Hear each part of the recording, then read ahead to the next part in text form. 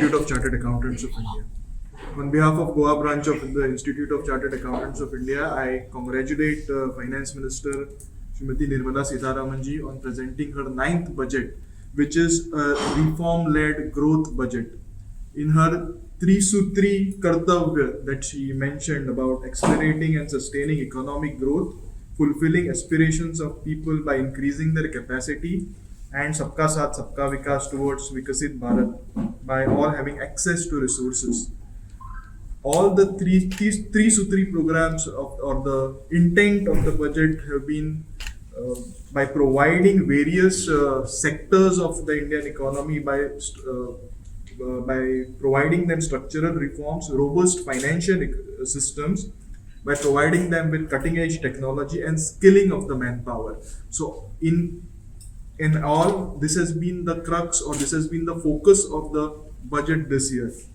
Now, as far as Goa is concerned, already as has been mentioned, Goa can take a lot from the initiatives that have been provided for the tourism sectors, fisheries sectors, medical tourism especially, then orange economy as has already been mentioned. Another very important part is where Finance Minister has recognized the capability of India as the service provider or the exporters of service providers. So there has been a lot of focus as far as that is concerned. Already, as has been discussed regarding MSMEs, a lot of focus has been MSME championing of the MSMEs through equity support, through liquidity support, through trades portal.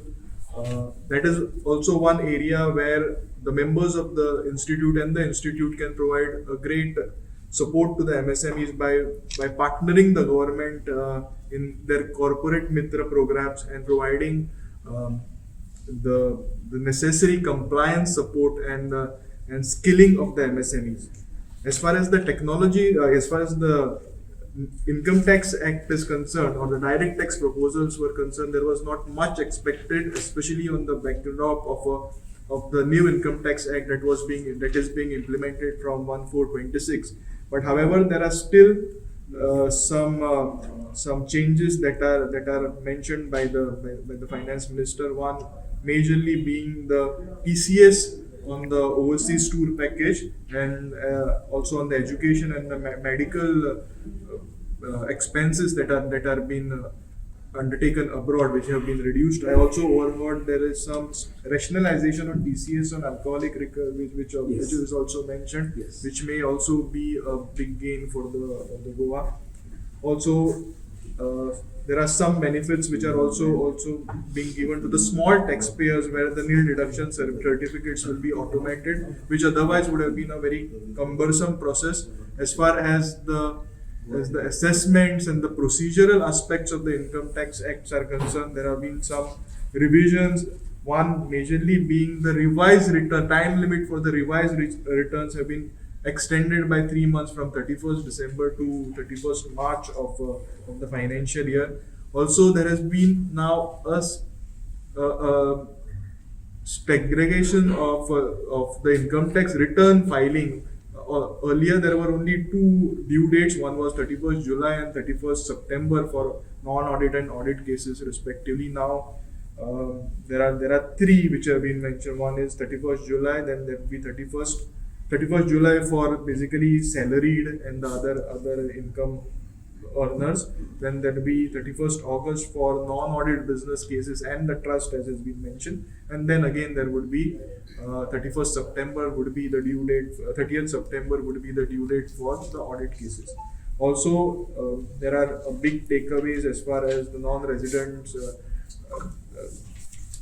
procedural aspects are concerned, where instead of a 10-based TDS filing return for the sale of a property, it would again be a PAN-based system, which is a much easier process for the non-resident. Also, there have been some schemes as far as the overseas non-disclosure of overseas assets and income disclosure are concerned. So, one more very important thing as far as the appeals part of the Income Tax Act is concerned, where you need to prepay 20% of the disputed amount for filing of the appeals with the income tax department. That has been also now reduced to 10%.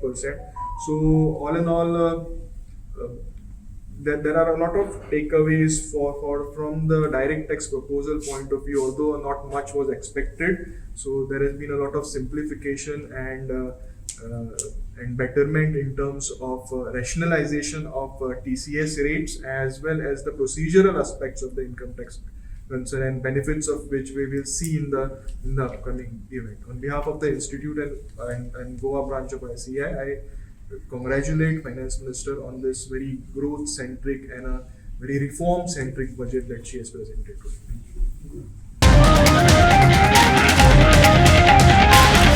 The voice for Goem.